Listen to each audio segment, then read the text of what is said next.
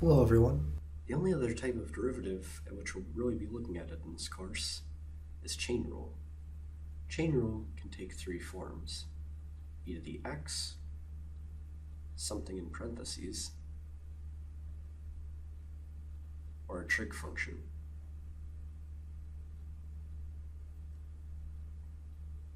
Now the commonality between all of these three types of functions is that there's an outside function and an inside function. For e to the x, our outside function is e, and our inside function is x. For the parentheses, our outside function is the parentheses, and our inside function is our function. For any of the trig functions, our outside function is the actual trig function itself, and the inside function is everything that's in the parentheses. The chain rule goes like so. First, we take derivative of the outside function, and these will be given to us. Second, we take the entire function, our outer, and we multiply it by the derivative of the inside function. So really, what we're doing is then this ends up being the derivative of the outside function times the derivative of the inside function.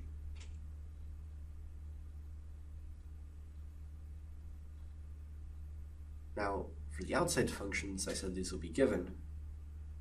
For e to the x, the derivative of our outside function, which is e, just comes back to e. So if we have e to the x, it just becomes e to the x. If we have e to the 2x, it becomes e to the 2x. The outside function will now need to be multiplied by the derivative of the inside function. As an example,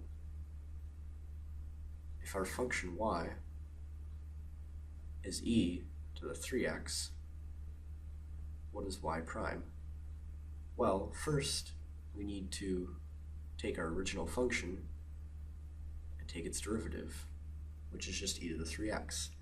Now we need to multiply by the derivative of the inside.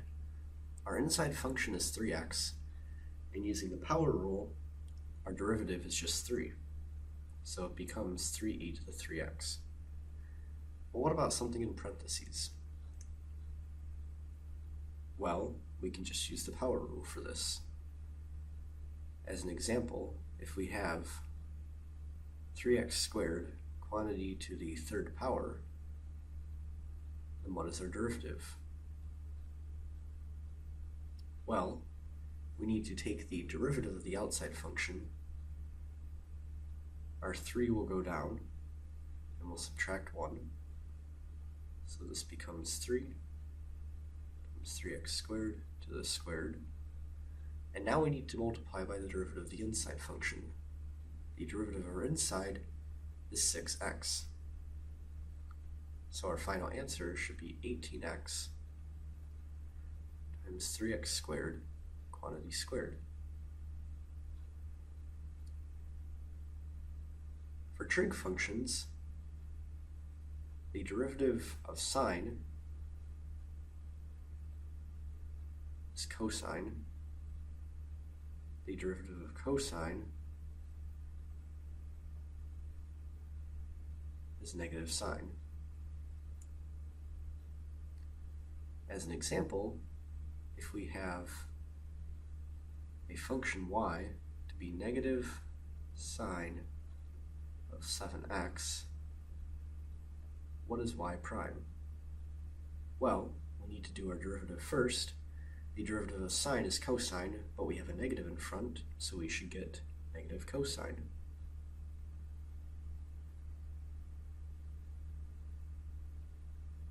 Now we need to multiply it by the derivative of the inside. The derivative of our inside is 7.